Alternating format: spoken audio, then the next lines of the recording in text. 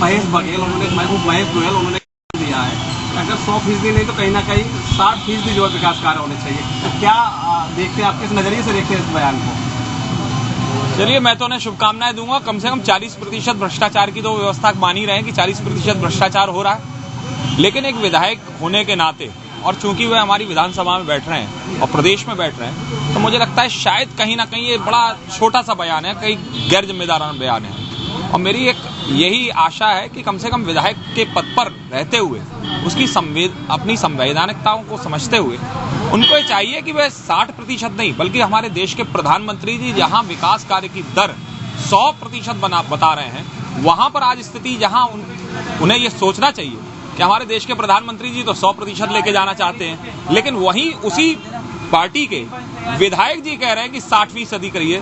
तो चलिए, अगर वह 60% भी अगर वह विकास कार्य करवा देते हैं तो मुझे लगता है शायद हमारे शहर का शायद बहुत कुछ सुधार हो जाए।